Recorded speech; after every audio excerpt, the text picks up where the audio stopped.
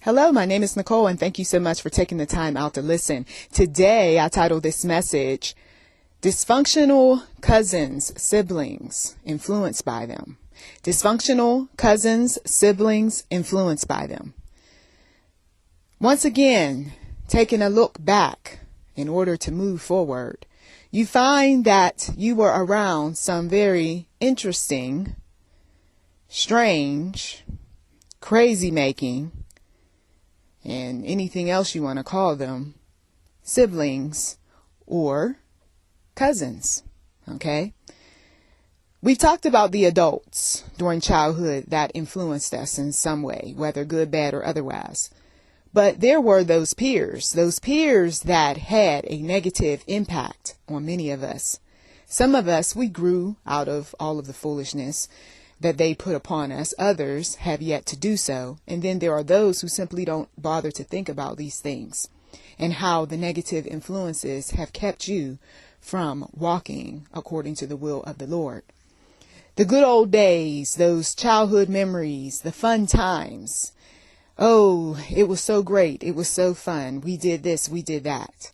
Yes, the abusive individuals, controlling ones, want you to only think about the good, while you pretend as if there was no negativity that took place. I remember there was a time where I confronted a cousin who had been quite mean-spirited and ugly as he grew older. And I had talked about his brother who had been nasty, okay, to put it lightly. This was the type of individual who he didn't mind saying and doing things that were what we called back in the day nasty. Okay. And some of you all can put together some things. You had those that didn't mind touching and bothering the girls. There was the yelling and the fussing and the fighting. There was starting things and stealing things and breaking things. He, as well as his brother, were the cousins that you really had no business being around. But parents and grandparents want kids out of their hair, and so you found yourself around the ones who others would say, your cousin's crazy, your cousin's nutty, and whatever else that they called them back in the day. When you're around it, you don't see all of it until you begin to grow older and you pay closer attention, and then other people tell you, and then you say, wait a minute, there is something wrong with this person. And why would my parents or grandparents or others allow me to be around these people? Of course, adults figure that if I punish you, you won't act like so-and-so. If I take this away, you won't do this, that, and the other. And for many children, they won't mimic the behaviors, but the influence is already there. I'm talking to somebody. You may have already subjected your children, your grandchildren, great-grandchildren around these people who you deem as, well, their family, but they're crazy family, they're abusive family, they're troubled family. And it's okay to put these children around these people, and they'll reason that it is. I beg to differ. I have found that over the years, I had to literally sit down, meditate, and ask the one true God to remove certain thoughts, certain feelings away from myself that were negative, that were toxic, that were dysfunctional, that was abusive as a result of being influenced by these strange, crazy, whatever you want to call it, relatives from way back when.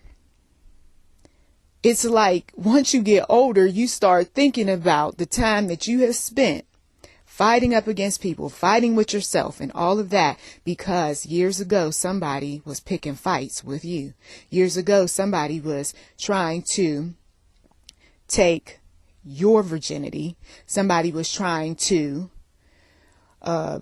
bully you. Somebody was trying to take something away from you. I mean, it's just so much that goes on. And when it all comes into fruition, you recognize why you ended up in the abusive relationships, emotionally and or physically, why you ended up being with or connecting with these friends who are no good. Okay. Parents, grandparents, others on the outside looking in, they see what's going on with you if they're close enough to you, and they'll ridicule, they'll criticize or what have you, but they will never take, especially the narcissist type, they will never take responsibility for what they did. I will not say I'm sorry, because why? Why should I? I mean, that was years ago. Let bygones be bygones. Oh, you hold things. You're this, you're that. When you're on a journey, this isn't about holding things against people. This isn't about unforgiveness. This is about, let me focus in on the facts of what took place and how they impacted me and how I need to develop a healthier relationship with my own family. Come on. Because some of the ones who were so crazy making and just did some foul things, they are gone. They're not here any longer. Those that aided in the dysfunction, they too are gone. Maybe not in their graves, but gone out of your life. And that is where they need to be. When you got family members, once again, as I've said in other audio, that are trying to persuade you into reconnecting with people because they believe they've changed, but you know better, that is when you have to distance yourself even from the very ones who claim to be the peacemakers, who claim to be used by God, who claim to know everything about everything. Meanwhile, they're victims. They're victims. They're still in the controlling relationships. They're still reaching out to the abusive people. They're still crying their eyes out. They're still rubbing their backs. They're still feeling like somebody doesn't love or like them, while they're preaching this mantra about how folks need to gather and love each other and let there be more peace and all that. I'm on a journey. Lord showed me I'm on a journey to not only be out of the negative thinking, but also on this journey of deliverance and bringing others up out of their situations where they were forced to be hypocrites, okay, through power and control, pretending to like, pretending to love, pretending to get along. And meanwhile, they're going crazy in their relationships, in their family situations and so forth. So we zero in on these siblings, on these cousins, or it may not be a biological sibling, but somebody who you viewed as a sister, okay, or a brother. So we don't want to assume that everybody has these biological sisters and brothers that are narcissists and sociopaths and weird and crazy or whatever else. But we do have those who we may have called our play sisters, our play brothers, our play cousins, whatever. And these people still have an impact that is negative in your life or those around you. And what do people do who have these associations? They introduce these associations to their offspring. So now the offspring is picking up on some weird behavior. Your daughter don't like me. Of course she don't.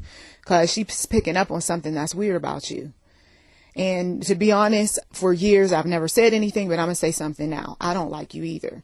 I was dealing with you because mama told me, because of brother or sister or cousin so-and-so or aunt or uncle. But to be quite honest, the buck stops right here. And I have to tell you that I did not want to be around you.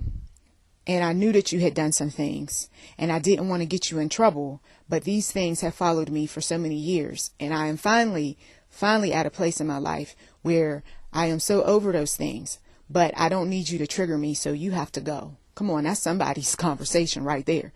I don't know what I should say. Well, I gave you an example. You see, sometimes you just got to give them the blatant truth. This is why I'm not calling you, because I had the revelation or the memory from way back when came back around again.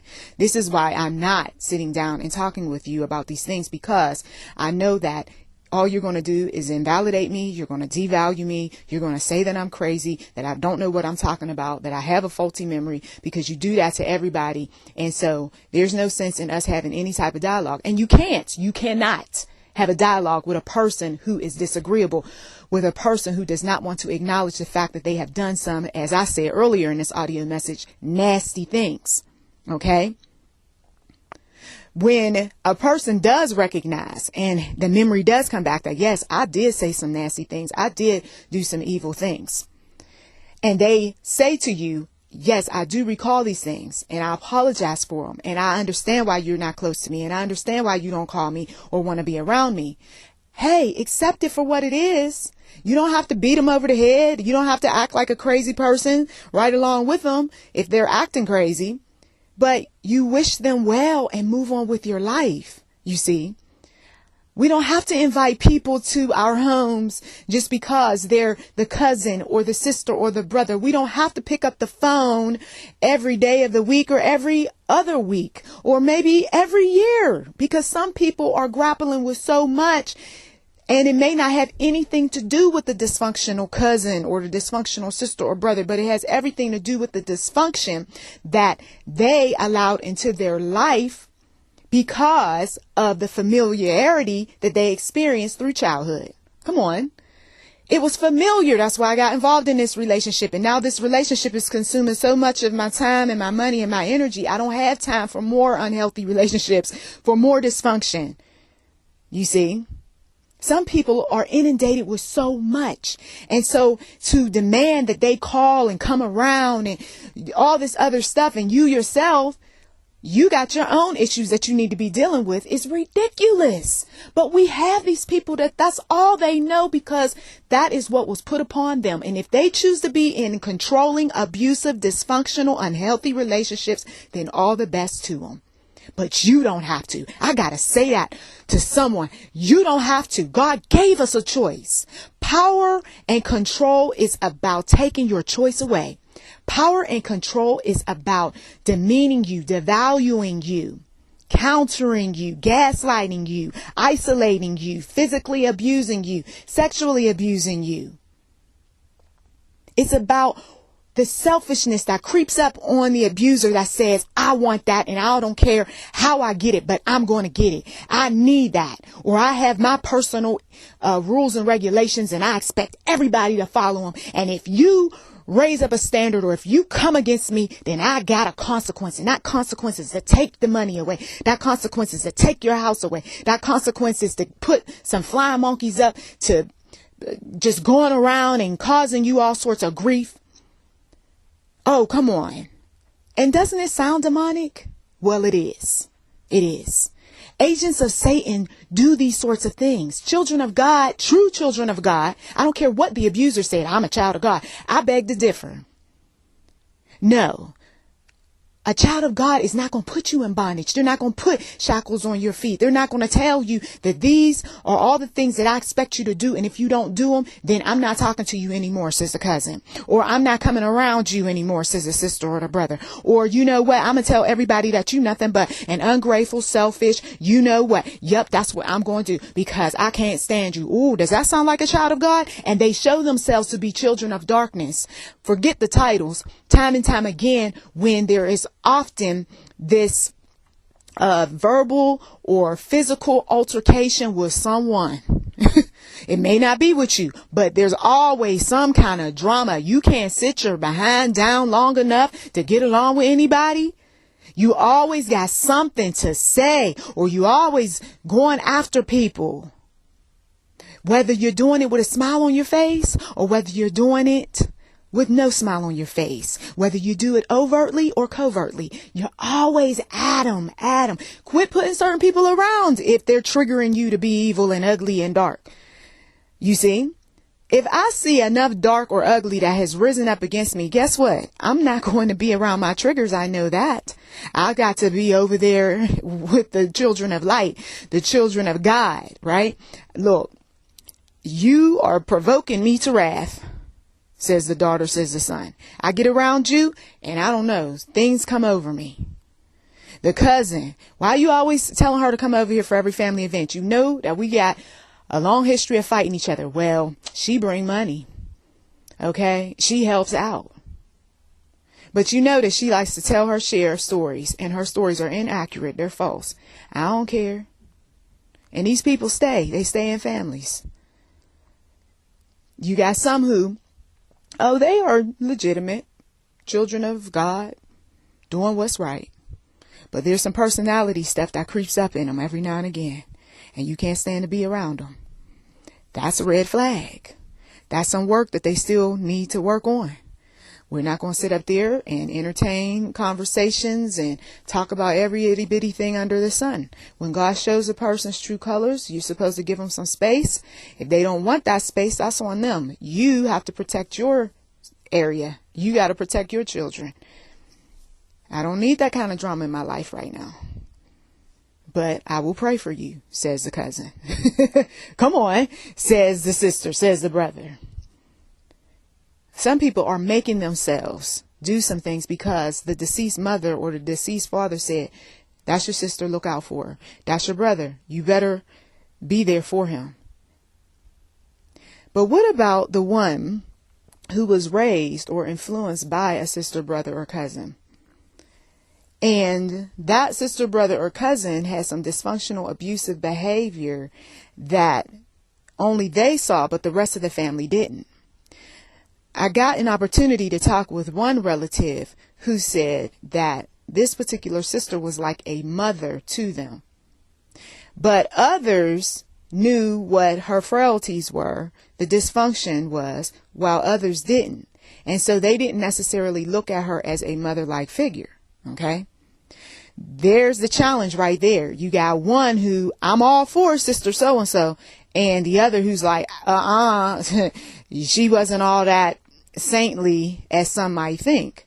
And so even though she may have done a lot of good deeds and her life was wonderful as an adult, but not so much when she was younger, and some people still remember that, there is no getting through to a person trying to convince them that Sister so-and-so was like Mother Teresa. Okay. There is none of that. And so you're doing yourself a disservice if you are the one who happened to see all that was beautiful and wonderful and nice to be arguing with someone who you don't know, but this one abused me. You don't know this one was always having something negative to say, always saying that I was just like my daddy or just like my uncle or just like whoever. And that was bothering me so very bad. See, and the ones who had the good relationship, they tend with the relatives, they tend to invalidate the ones who didn't. They tend to discount what they say. They will even go so far as to accuse those relatives of having faulty memories. You don't know what you're talking about. They'll use withholding where they could be sweet and could be nice. These controlling individuals, mind you, but they won't. They will act as if at times they don't even see them. I'm not going to show no love. I'm not going to listen to her conversation. I'm going to turn my back. I'm going to ignore her. I mean, so once again, it isn't any wonder why over time we meet people who end up exhibiting the same behaviors. Okay. The sister, she paid attention to the father and how he was about dealing with people who he didn't like, couldn't stand, what have you. She takes that attitude on and she does the same thing. Even when there is no real grounds for being that way. But the minute she sees one little thing that she doesn't like, okay, I'm going to withhold conversation. If she hears something she doesn't like, I'm going to push back. You see, the brother, he was doing all sorts of devious things, evil things, dark things. But he comes over with a smile on his face and he helps the sister. And he says how she's so wonderful, she's so nice, and you're like a mother. And she takes what he says, believes it, and then the ugly shows up in him and he's back to doing the abusive things that he did way back when, intimidating, yelling, the types of things that he may have done to her when she was a child, or even exhibited these signs with his own mother and father. And people who are in these situations, they don't know what to do because they have been brainwashed, bamboozled to believe that, well, he'll come around, he'll be okay, he'll be all right. And besides, mama told me when she passed to look out for him, or daddy told me. And so that's why I'm putting up with all this. But you got those extended relatives who will say on the outside looking in, you don't need to be putting up with any of it. That's why we don't deal with him. You keep putting yourself in positions where all you're doing is increasing your stress. What you keep doing is taking your boundaries away for this one and that one. And then those who are your least favorite, you got a long list of boundaries, don't you? Don't you see what you're doing is wrong? And a lot of times, once again, they don't. Don't you see that what he or she is doing is abusive? Nope. And anyway, I don't appreciate you accusing my sister, my brother, my cousin of being abusive to me. You're just jealous. You was always jealous ever since you was little. When she had her hair done. They'll bring up these little petty things from way back when. Meanwhile, you're saying to yourself, there is no getting through, so you deserve the abuse then. And I know it sounds cold. I know it sounds ugly and it doesn't sound Christian-like. But at the end of the day, when you're angry, you say a lot of things. And if you say it to them, they're going to say, oh, so is that how you feel? So I deserve to be treated this way. Well, what kind of believer are you? That's just crazy. Well, if you're going to keep putting yourself in these situations, that's what you basically telling them, that I deserve this. But I'm nobody's punching bag and I'm nobody's purse where they can just go in and take my money whenever they feel like it. But when you allow an abusive person to keep getting the best of you, that is what you are communicating. Once again, if they don't see the light, they're going to keep on allowing certain things to happen. They won't speak up for themselves. They're always looking for somebody else to speak up for them. And once again, if you are that person that is aiding the dysfunction, you are no better than the devil himself. She wants to get free. You see that the sister, the cousin, the brother wants to get free of these controlling relatives. And yet you keep telling them, go on over there, honey. That's your fill in a blank. We keep coming back around to these topics of dysfunction and toxic connections and disassociating from these people and all of that, because once again, we still got some people who are brainwashed, bamboozled, and tricked into doing for controlling individuals who are still caught up in the sentiment, the emotion. God wants to work with you, but he can't work with you when you keep holding on to these people like gods. There's the idolization that takes place. Now, God said we are not to have idols, but we got individuals who view their sisters, brothers, cousins as idols. So it's going to be hard. It's going to be hard to get through to somebody who idolizes a sister or brother or cousin. So sometimes it takes, and yes, God will allow this, repeated episodes of emotional and or physical abuse for the person to finally wake up. And as we know in intimate relationships, it takes 7 times for that woman to finally realize I shouldn't go back. So just imagine when you have idolized someone in your family for many, many years, how long it's going to take for that person to say, oh my goodness, yes, I do have to get away from this person. They are affecting my relationship, my business. They're reflecting my spiritual relationship with the Lord. They are taking so much away from me. I don't have a quality relationship with other family members because of them. It takes so much for some people to finally recognize that they have made that sister, that brother, or cousin an idol in their life. So I hope that some of you all will take heed to this message, that you will recognize the signs of these controlling individuals. They will crazy make when you start pulling away. They will gaslight. They will say that what you saw isn't what you saw. What you heard isn't what you heard. No, I never did that. I had those individuals who tried to go there. But then when I started giving them some instances, some examples, they shut up.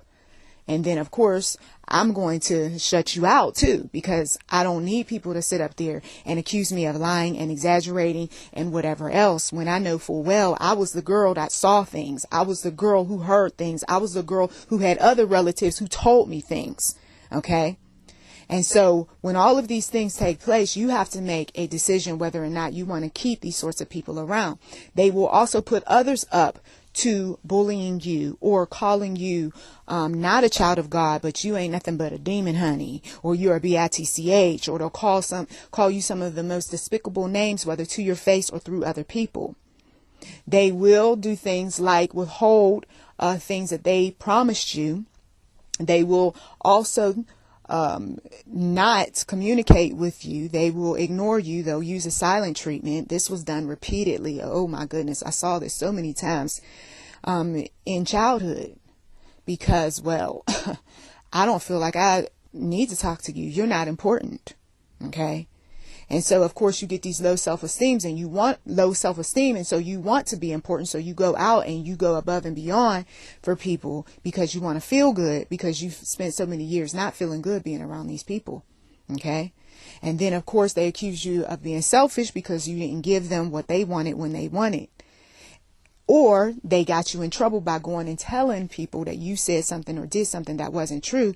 But then they would say, oh, well, if you do this for me or if you do that for me, then I won't tell everything, or I won't tell any of it. And so some of these people have grown up around these sisters, brothers, and cousins who have done despicable things to their bodies, have basically assassinated their character, have fought with them for so long, have used other people to manipulate and control. And so we're asking for the captives to be released this day in Jesus' name.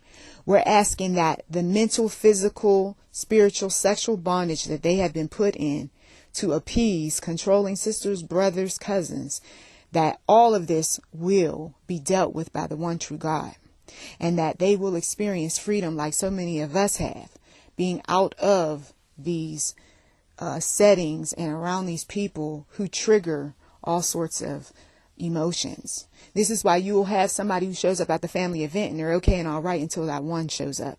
And now suddenly they're a nervous wreck. Now they're yelling. Now they're out of control. Now they're nervous. Now they have all sorts of anxiety issues.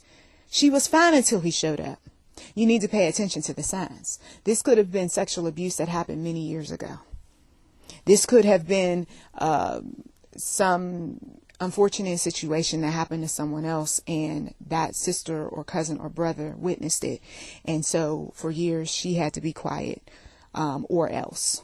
Or he had to pay money, or else. I mean, some of the things that people are bound by because of relatives, we can't even get into all of the details because it's so much. But God knows your secrets, and he knows what you've been holding on to. But I'm telling you right now, you can release that if you speak to the people who are professionals who can bring you up out of these things. Those that are in your community who counsel. Those that who you may even have to get law enforcement or attorneys involved. The type of individuals who will fight your battles, even when you are too weak, too scared, too lonely, too feeble to do what it is that you ought to do. God is a righteous God. And God also is a God who exposes people who have these dark secrets, who tell lies, who say that we don't know what we're talking about, who claim that we're crazy. Well, I will tell you that over the years, I've proven myself over and over again not to be that one that is crazy. But if anything, I've been a friend of the people who have been victims as well as survivors. And I will continue to be just that. I am not concerned about titles. I'm not concerned about whether somebody is my biological sister or my friend or sister in Christ, right? All I'm concerned about is getting some people free. Mentally, physically, spiritually, and sexually. It is such a good place to be able to walk around and not worry about people, places, and things. And even if the demonic rises up against you, you know that God got your back, and they'll be sorry that they did. Well, for those of you all who need a bit of spiritual encouragement via the Bible, you are welcome to go to Psalm. Psalm has been the warring scriptures. Okay, we are not taking these sorts of subject matters lightly. Others, you are welcome to hold on to a scripture that I've been holding on to for many years, and that is Romans 8:28. All things work together for good to them who love God, to them who are called according to his purpose. All things don't work together for good to those individuals, though, who are not called, right? They don't love the Lord. They're not interested in God. They're more interested in getting their selfish needs met and having people idolize them and put them up on pedestals and do for them. No. God knocks people who idolize themselves off their pedestals. Pride comes before a fall. Once again, blessings to you. Please do check the description box for anything that might be of interest. You've been listening to YouTube Enterprise 7. Subscribe today, like, comment. And if you would like to reach out to me, you can do so at NichollMcGuire@gmail.com.